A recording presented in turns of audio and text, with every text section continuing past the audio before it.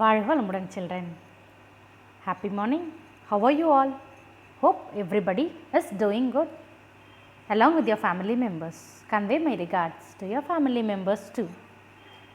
So, I am very happy to welcome you all for this social science video class. You know very well, we are in history lesson 2 part 2. Okay. So, that is the great thinkers and new faiths. So, before entering to the lesson session,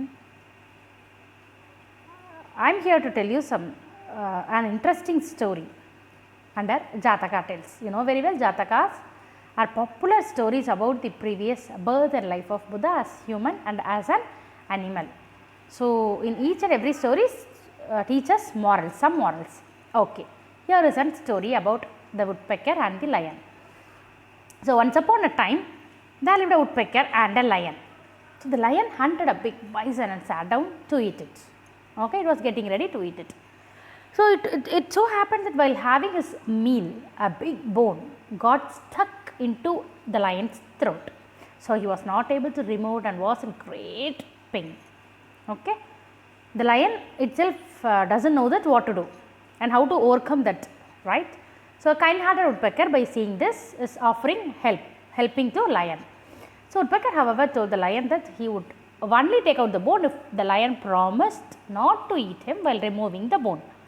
The lion gladly agreed, okay, and opened his mouth in front of the woodpecker. The woodpecker hopped inside the lion's mouth and pulled out the bone of the bull. So, the lion also kept his promise and let the woodpecker flew away. Soon the lion recovered completely and killed another bison. Another day, woodpecker, by seeing this scene, his thought of joining the lion, asked for a small share of meat. So, let me also have some share. So, to her utter disappointment, the lion refused to share his meal with her. Actually, what happened? This woodpecker helped the lion, okay, when it was in some critical situation. But the lion said, now how dare you ask me for more favors? So, I have already done so much for you. So, with a great, what to say, okay, the lion is answering in such a way. The woodpecker did not understand what the lion was talking about. The lion then clarified, you should be thankful to me that I did not devour you when you were taking out the bone from my throat. So, I had kept the promise. So, now you should not expect anything else from me and go away. Okay, the lion was telling. The woodpecker said to himself, it was indeed a mistake to help such an ungrateful creature. So, lion now here was an ungrateful creature, right. Once woodpecker helped the lion. So, it is lion's duty to help him back, right. But it does not do that. Okay. Nevertheless, it is not worth being and someone as worthy as him. Okay. So, with this is the moral of the story. Once when we got the help from others, we should also be in turn, we should also ready to help others, right. Okay. So, next comes the recap session. Okay, the recap session. So, in the last video, what we had learnt? Do you remember? Yes, we had learned about how new faiths in 6th century arose and also the teachings of Mahavira and Buddha and how the influence of Jainism and Buddhism in Tamil Nadu, how it came to be ingrowth of influence. And in the 6th century, it is regarded as important period in the history of ancient India. And when we speak about the literary sources, it was Angas, that is Jain text, and Tripitakas and Jatakas, that is Buddhist text, you know very well. And causes why it was become spreading, why it was became popular, this Buddhism and Jainism. So, there was actually complex rituals under Hinduism and expensive sacrificial ceremonies and superstitious beliefs, and Upanishads, always Upanishads taught were too philosophical and not to be followed by the normal person. okay, unlearned or otherwise uneducated. And also there was the prevalence of slavery and caste system. So, gender discrimination was also there, which contributed to a new awakening, that is the first Tirthankara. Okay, the first Tirthankara was Rishabha and the last one was Mahavira, but Mahavira was considered to be the actual founder of Jainism, and Vardhamana took intense meditation and attended omniscience, okay, the ability to know everything in past, right, earlier. And Triratnas, that is right faith, right knowledge, right action, and there was 2 sects in the Jainism, there is Digamparas and Shetamparas. When we speak about the Gautama Buddha, that is Buddhism, who was a founder of Buddhism, Gautama Buddha. And Siddhartha, his original name was, Gautama Buddha's original name was Siddhartha, and by seeing, he was actually a prince, but by seeing 4 sorrowful sights, he left the palace and sitting under a pipal tree, he attained enlightenment. Okay. Buddha delivered his first sermon at a deer park in Sarnath near Banaras. Okay, this is all about the recap of the video what we had seen earlier. Okay, right. And now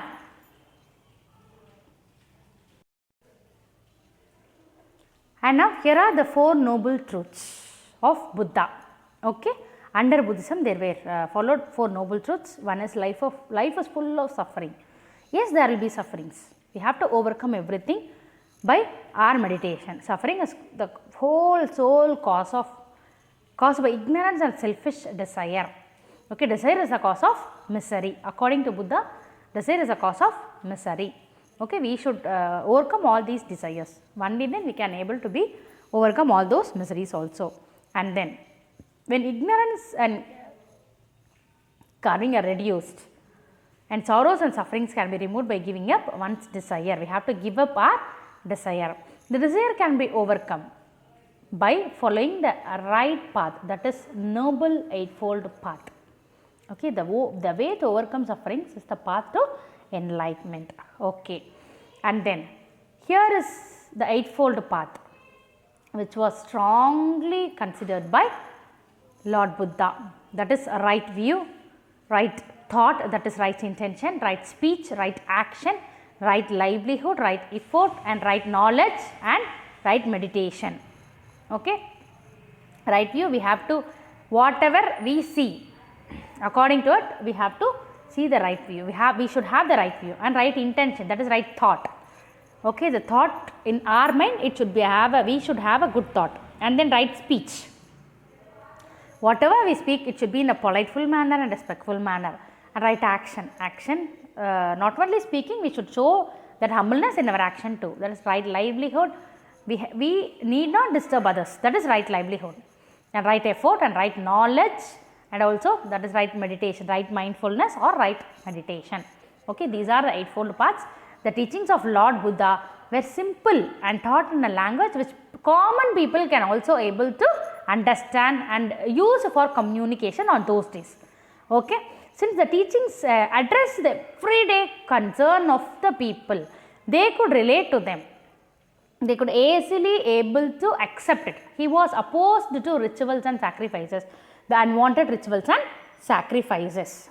Okay, and then what about the teachings of Buddha? So, the teachings of Buddha, when we speak about the teachings of Buddha, it was solely dependent on Dharma, that is Dhamma. Buddha's teachings are referred to as Dhamma. Okay, Dhamma is nothing but Dharma. Everything, whatever we do, whatever we speak, whatever may be our action, relates to Dharma.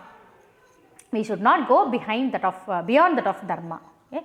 And then Buddhism accepted the theory of karma, that is meaning that the quality of man's life depends on his deed, that is action. Right? Whatever we do today, the consequence we will face tomorrow. Not tomorrow, day after tomorrow, or otherwise next year, or otherwise in future. Right? Likewise. That is, man's life depends on his deed. Then Buddha neither accepted nor denied the existence of God, but believed in the laws of universe. Okay, and then Buddha asserted that attaining nirvana is the ultimate aim of life. That is, nirvana in the sense we should not have another life. Okay, that is ultimate aim of life, that is nirvana. Okay.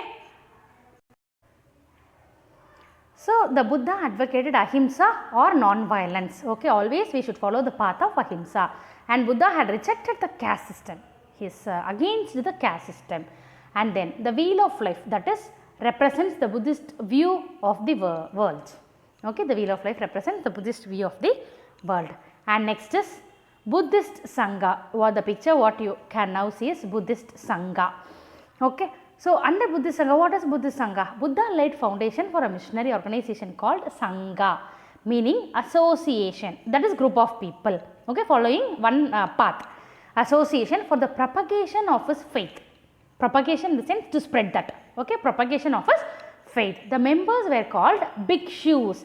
The pictures now you can see some heads, no, some persons are sitting. So, they are known to be called to be bhikshus.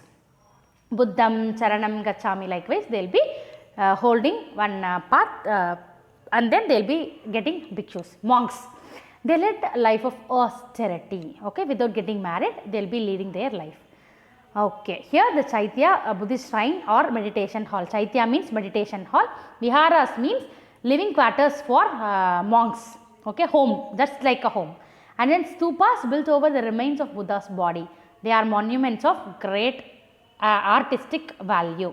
Okay, just like temples, it will be considered as just like temples.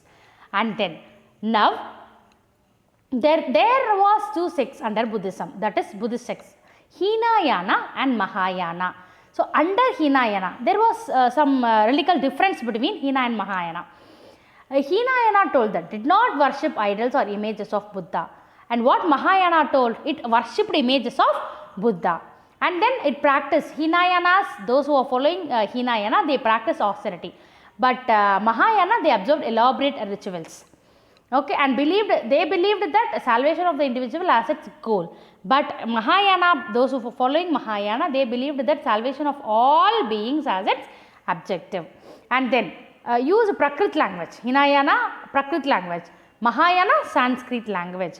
And then Hinayana is also known as Theravada, which was spread to Sri Lanka, Myanmar, that is present Burma and Southeast Asian countries also. And Mahayana spread to Central Asia, Tibet, China and Japan, where middle path was accepted. What is known to be middle path? Middle path is nothing but it refers to neither indulging in extreme attachment to worldly pleasure nor committing severe penance. That is middle path. Okay, right. And then next, what about the causes for the spread of Buddhism? When we speak about the causes, simplicity, main thing is language simplicity. Simplicity of the teachings of Buddha in local language appealed to people. So, common people, illiterate people, everybody can able to understand his faiths and teachings. That was become the powerful, positive thing. And then Buddhism rejected elaborate religious customs, whereas practice of orthodox Vedic religion insisted on expensive rituals and sacrifices. Okay. Our Vedic religion told all the people to follow strict rituals and sacrifices, but Buddhism rejected it. So, that was the second main reason. And then Buddha's emphasis was on observance of Dhamma. Okay, only Dhamma, Dhamma, Dharma, right? Follow the path of Dhamma. It was the main teaching of Buddha. And Buddhist Sanghas played an important role in spreading the messages of Buddha. Okay, the followers, the bhikshus, they started to widespread the Buddhism. And then royal patronage under Ashoka, and then Kanishka, kings like Ashoka, Kanishka and Harsha also helped the causes of Buddhism. They all started to follow the path of Buddhism. And viharas or the Buddhist monasteries became great centers of education. Once a center was Nalanda, where Hunsung, the Chinese pilgrim, studied for many years. Okay. And what about the similarities and dissimilarities? There was many dissimilarities also, dissimilarities also. So, similarities in the sense, Mahavira, Buddha hailed from royal families, but they renounced loyal privileges and started to adopt ascetic life. Okay, and then denied the authority of Vedas, taught in common language, and then admitted disciples from all the caste, no caste basis, and then opposed blood sacrifices and also doctrine of karma, only karma. Okay, whatever you do, you will be facing the consequence. These are the similarities. When we speak about dissimilarities, that is the differences between Jainism and Buddhism. Jainism followed the extreme path. It remained India only. It remained in India only. It does not believe in the existence of God, but believes life in every living being. But in contrast, Buddhism followed the middle path, and it spread across many parts of the world, not only in India, many parts of the world, and also it emphasizes on anatma, that is no eternal soul, and anitya, that is impermanence. Okay, these are the differences between Jainism and Buddhism. Okay, and then influence of Buddhism in Tamil Nadu. How the influence was? Buddhism spread to Tamil Nadu much later than Jainism. Okay, Manimekalai, one of the epics of the post-Sangha age, is a Buddhist literature. Buddhist literature. Manimekalai is totally a Buddhist literature. There is an elaborate description about Kanchipuram in classical epic Manimekalai. And then Kanchipuram was a famous Buddhist center from where Buddhist logician and Dharmapala, great scholar of Nalanda University, hailed. He lived there, Kanchipuram. And Hyun-sung, who visited Kanchipuram in the 7th century AD, noticed the presence of 100 feet stupa built by Ashoka there. Okay. So, the picture now you can see is Buddha statue found at Pallur near Kanchipuram. Right. Okay. And then, so here we shall have a summary of this lesson. The 6th century BCE was an important period of the intellectual and spiritual development in India, and Jainism was a doctrine developed by 24 Tirthankaras. Mahavira exhorted the threefold path, that is right faith, right knowledge and right action. And then Gautama Buddha was a founder of Buddhism, and Buddha's teachings are referred to as Dhamma. Buddhism crossed the frontiers of Indian subcontinent, but Jainism was confined to only to India. Basic philosophy of Jainism and Buddhism is ahimsa or non-violence and Dhamma. Okay. So, next we are in the session of one words, right. So, now first Roman is choose a correct answer. What is the name of the Buddhist scripture? This is the question. Your options were Angas, Tripitakas, Tirukural and Naladiyar. Answer is Tripitakas. And who was the first Tirthankara of Jainism? Your options were Rishabha, Parsava, Vardhamana and Buddha. Your answer is Rishabha. First Tirthankara was Rishabha, we know very well. And then, how many Tirthankaras were there in Jainism? Options are 23, 24, 25 and 26. Answer is 24. And where was the third Buddhist council convened? Where was it held? Rajagriha, Vaishali, Pataliputra, Kashmir. Answer is Pataliputra. And fifth question is, where did Buddha deliver his first sermon? Options were Lumbini, Sarnath, Taxila, Bodh Gaya. Answer was Sarnath. Okay. Next Roman is Phillips. The doctrine of Mahavira is called dash. Tri-Ratnas. Doctrine of Mahavira is called to be Tri-Ratnas. T-R-I-R-A-T-N-A-S. Tri-Ratnas. And then dash is the state of freedom from suffering and rebirth. It was moksha. M-O-K-S-H-A. Moksha. And then,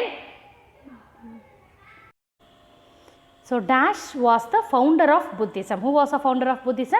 Gautama Buddha. And then Tirupati Kundram.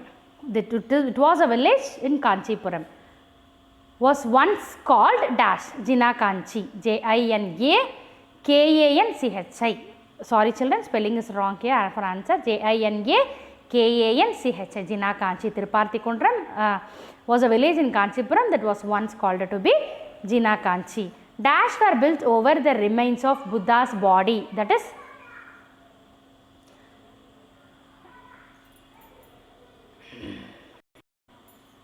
so dash were built over the remains of Buddha's body, that is stupas. S-T-U-P-A-S, stupas. Okay. So the answers are Triratnas, Moksha, and then Gautama Buddha, and then Jinakanchi, and then stupas. Okay. So next is match the following: Angas, Mahavira, Buddha, Chaitya, Bhikshus. And your answer side Vardhamana, monks, Buddhist shrine, Sakyamuni, Jain text. Answer is Angas, Jain text, Mahavira, Vardhamana, Buddha, Sakyamuni, and Chaitya, Buddhist shrine, Bhikshus, monks. Okay, these are the answers for match the following. And answer grid: Jain monks who wear white cloths are called to be Shvetambaras.